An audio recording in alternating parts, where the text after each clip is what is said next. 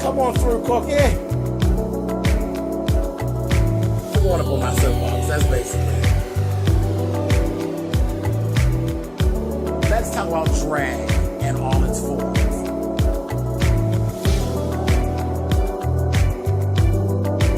What, Cookie?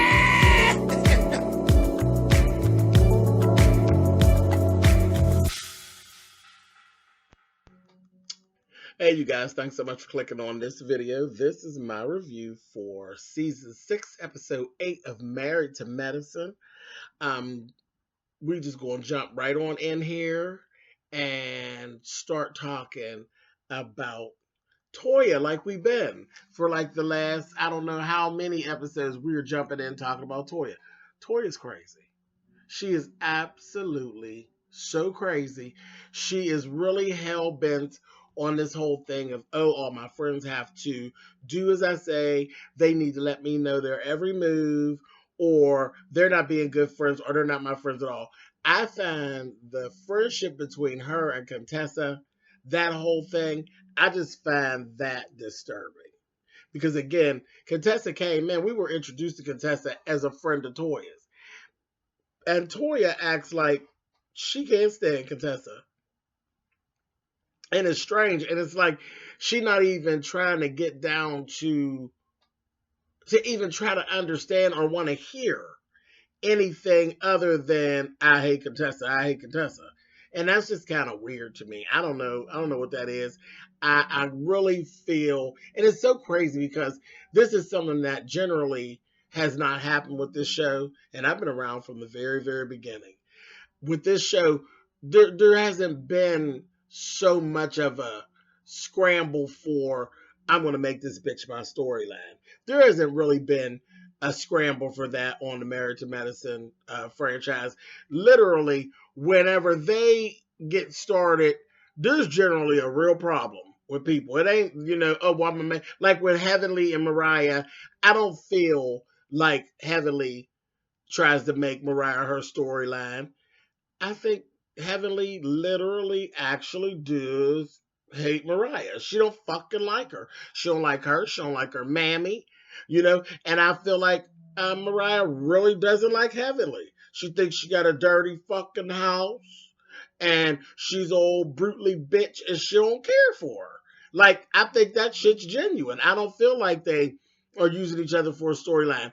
Qua and Mariah, that friendship, that shit is so crazy and upside turned till, child, you can't make shit up like that. Child, that is a complete love-hate relationship. And the hate part of it is always so prevalent. You know what I mean? But they don't hate it. The whole thing between Mariah and Heavenly is totally different than the thing with Quad and Mariah. Because at the end of it, at the bottom of it, at the core of it, them two crazies really do love each other. They really do. They have love for each other. When there was a friendship, there was an actual friendship. Whether it was lopsided, whether it was one way, one-sided, there was an actual friendship at one point. And there is some love in there. If Heavenly was on fire, I honestly believe that Mariah wouldn't cock her leg and piss on her to put her out, and vice versa. Whereas with Quad, she would throw a drink on Mariah to put the fire out, but it would be like, a rum and coke. You know what I mean? There would be some backhanded shit going on. But yeah, it's really strange. But this whole thing with Toya, I'm going to make Tessa my storyline, and then just to back it up, I'm going to fuck with Quad. This is just what I'm going to do. And I don't know. It just ain't a good look. But anyway, on to what was going on this episode. Jackie and Simone. The two of them sit down. Two doctors sit down trying to make it to talking. Well, Simone then finally cocked her leg up and gave Cecil a taste of that damn cat, honey. And then from what it sounds like, she it started off one way. Cecil was pining for her and wanting to bang her out so bad. But baby, once they got into it, it sounded like she damn near killed Cecil down there to the bed, honey. So I just like laughed, and she didn't even realize that she was in such a drought, and them spider webs was really wearing her out. So it seemed like she enjoyed it more than Cecil did. We told you to go ahead, bitch. We've been telling you for episode after episode after episode, girl, jump on Cecil and ride Cecil to the mat, honey, and you'll feel better about things. And look at you, big old smile on your face. You seem so relaxed. So relaxed. We've been told you to do it, bitch. I hate to be the one to say I told you so, but we did. We told you so. All the reviewers told you so, and that was pretty much the consensus across the board. Me, Ashley, um, shit, Scotty, who else does Married to Medicine? Bondi, um, Really Bitch, Funky, uh, I'm trying not to forget you all. Alex, all of us. There's a bunch of us out here, and there's a lot of my new ladies that actually do the Married to Medicine franchise as well. If I forgot anybody, don't blame it to my heart, child. Blame it to my head. I'm old, but all of us, there was a consensus across the board. We all wanted Simone to fuck Cecil, and it don't really happen that often that we all want one person or two people to do the exact same thing. We all were rooting for Cecil to get laid, honey, and with you, not with someone else, honey. So I'm glad it happened, and I think we're going to start to see some positive changes with Cecil and Simone, and hopefully with Simone, because you were getting to be a bit of a bitch. Your character on the show as a whole has started to be not so likable, and I think it was you were frustrated, not just sexually frustrated, just frustrated in general at home. Your home life was frustrating me, bitch. So I know you were frustrated. So I think there's going to be some good days ahead for Cecil and Simone. Thank God. Jackie just was laughing. Jackie then told her girl, listen, sometimes when you come in from work, we got to just go ahead and just get up on them. I said, Jackie, are you simulating riding old moly mole, honey, on that couch? If you don't get your ass down from that couch like that, Jackie. It was funny there. It was funny. But anyway, old Contessa and Scott. They Scott was fussing at Contessa, and I understand everything that she was saying. Contessa don't want to take the pain meds. She doesn't want to take the pain meds. She's kind of like powering through. I do that. I will take as much of the pain as I can. I'm not really a fan of pain meds. I don't, I've never been one who wants to get high and stuff like that. That's just not my thing. I don't like to feel out of control of my faculties. I'm a bit of a control freak. I admit that. Um, I'm just wired that way. So being high, that's not my thing.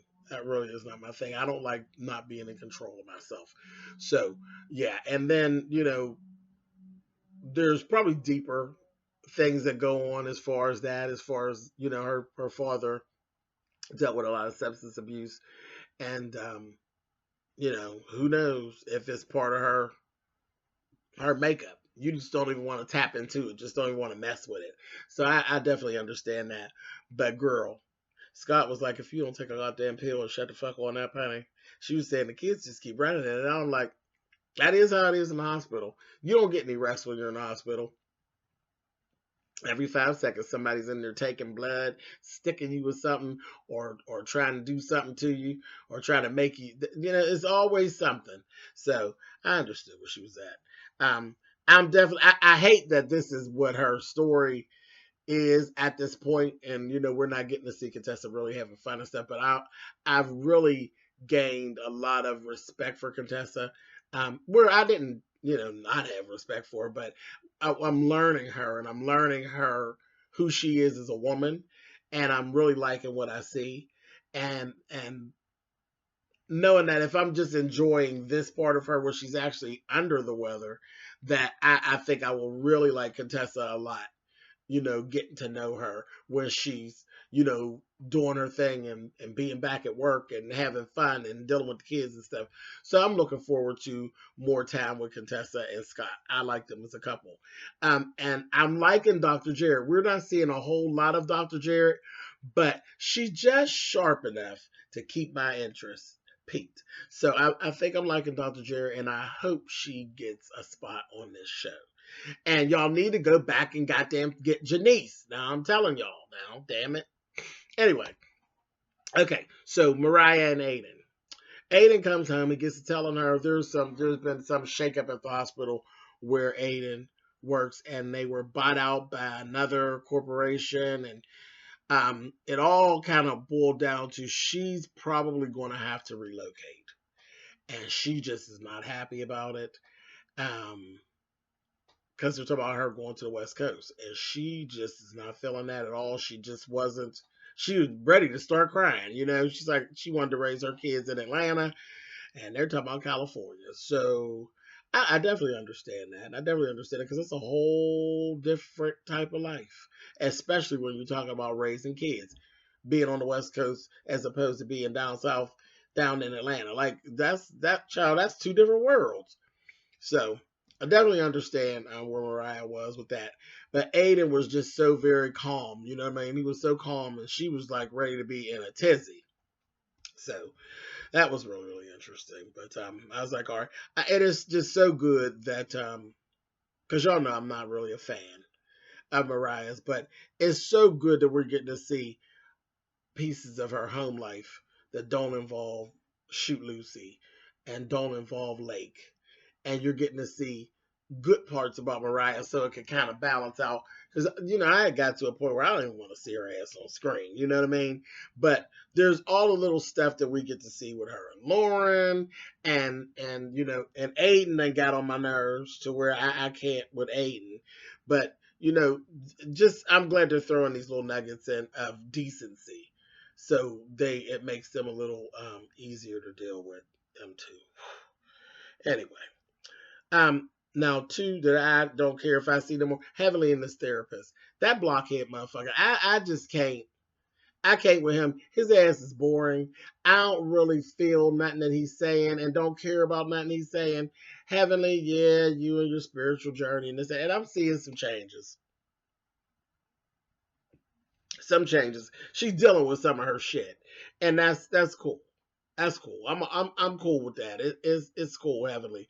But that blockhead ass motherfucker that you sitting around in there looking like old broke down ass goddamn Ray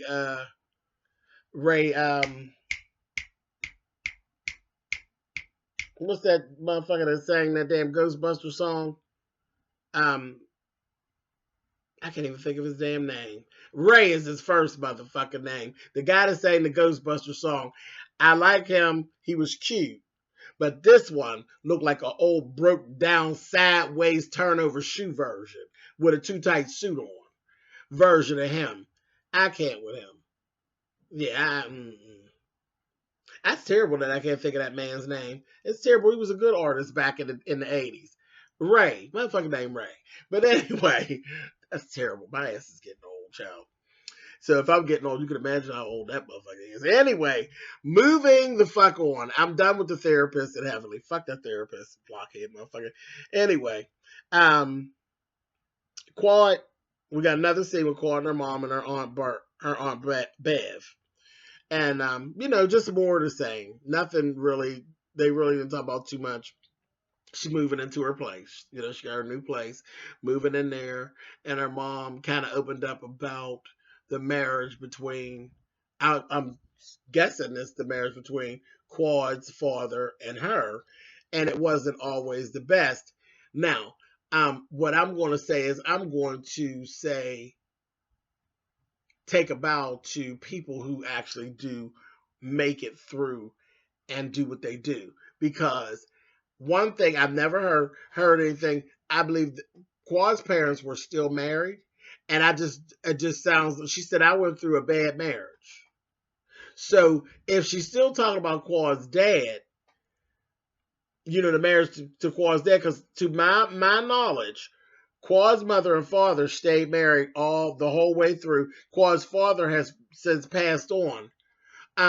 And what I took from the conversation is that it wasn't always the best. It wasn't always the best, but they did what they needed to do. They stayed together and they handled their business. And she said to Quad, I had a bad marriage and I never wanted you to have a bad marriage. So that says something to me about who Quad's mom and dad was, because Quad don't have no side, like, and seeing her, she don't have no side picking. Because when your mama say she had a bad marriage, generally, like, let's say Miss E from the Braxtons, the Braxtons' mama, all those girls basically turned on their father. They all sided with their mother and turned on their father. You ain't getting none of that from Quad, honey. Quad is going to let you know, baby, her daddy was the best thing since sliced bread. You understand me? So whatever, and this is what I took from it, and I could be wrong. Y'all put it in the comments. But this is what I took from it. Whatever went on between Quad's mom and her dad was between Quad's mom and her dad and didn't involve Quad. Now that is how adults are supposed to handle things. Because all that shit, when the kids get involved and folks is taking sides, that shit is a mess. That's why it's always, when shit don't be right, you be like, don't be staying together for the kids because you be to fuck the kids up. Like with them Braxtons, Miss E and their dad, they fucked them kids up. They fucked them up. Them girls is just as dysfunctional. They really are. They're just as dysfunctional. All of their each one of them got a fucked up marriage, except for Tracy. Tracy stuck in there and held hers together, but every last one of them got a fucked up marriage situation and a divorce up underneath their belt. And Tony got a couple. I'm like, So anyway, what I pulled from that, if that whole meetup is that Quad parents, they were good parents. They were good parents, regardless of whatever they went through. They were good parents to Quad. So maybe I was looking too deep into it, but that's what I got of it. Because other than that, they really wasn't talking about much. You know what I mean? They told, we still got your back, this, that, and the other, and all of that. And that's it. Support system. It's cool. Toya.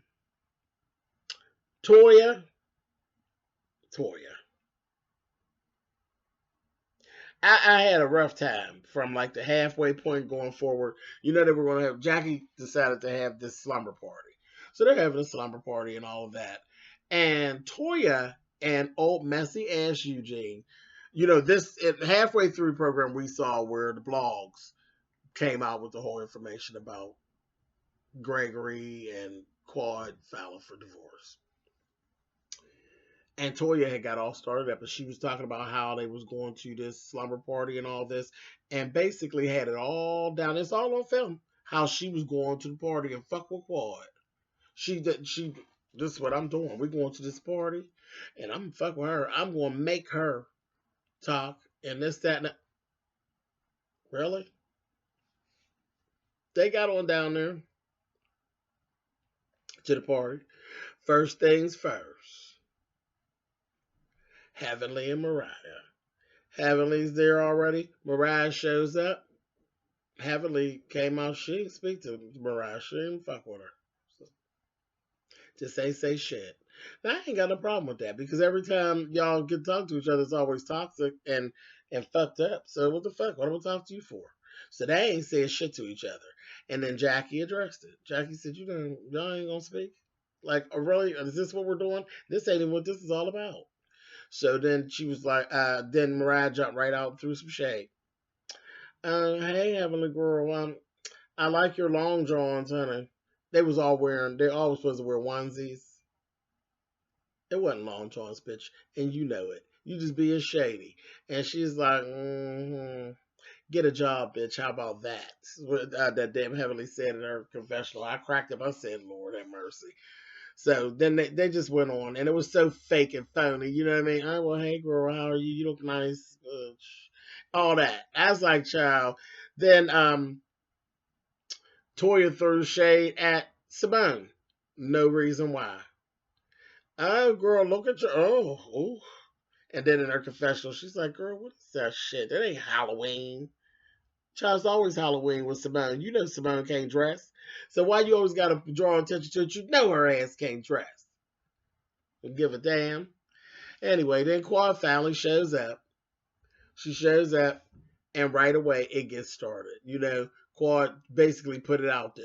Listen, I'm good. I'm cool. Because Heavenly was like, well, girl, we just want to know. And she's like, listen, this is what I'm going to do.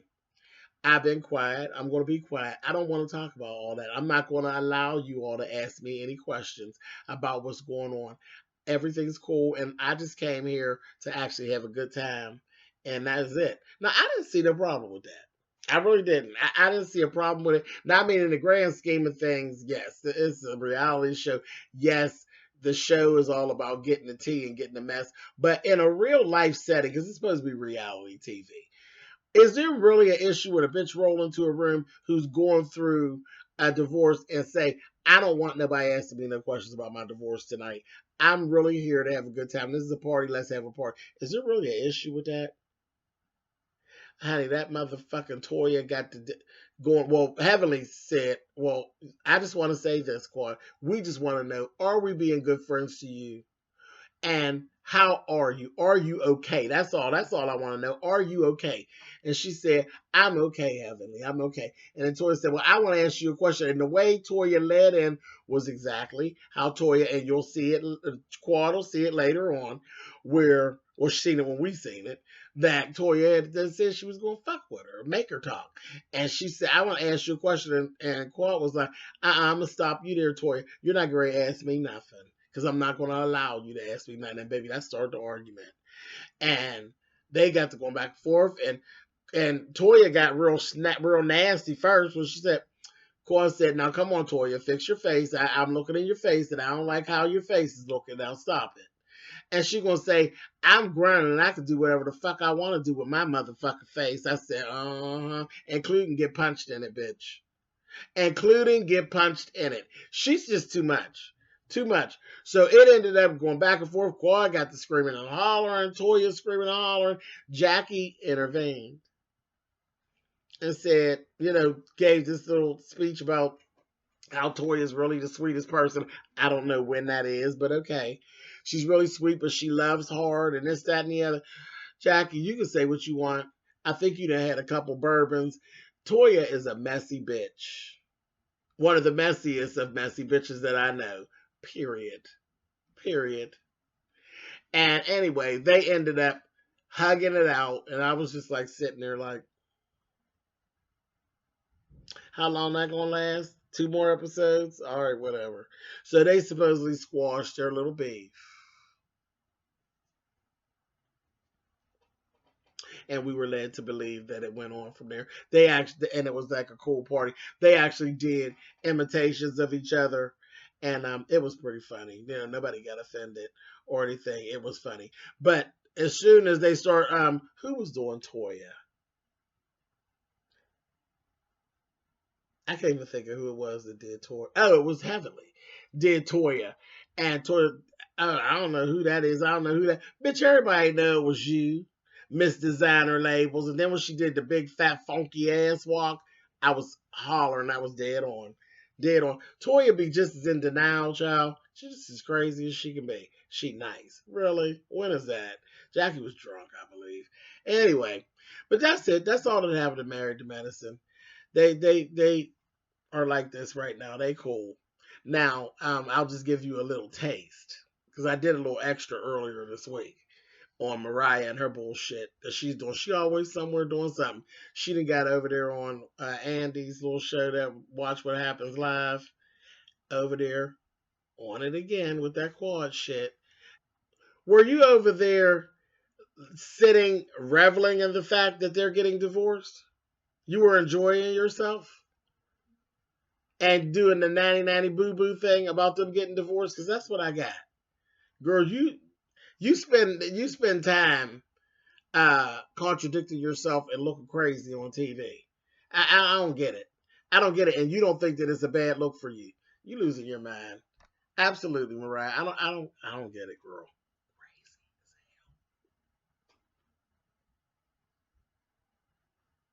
Anyway, I'll catch y'all next week. Crazy as fuck.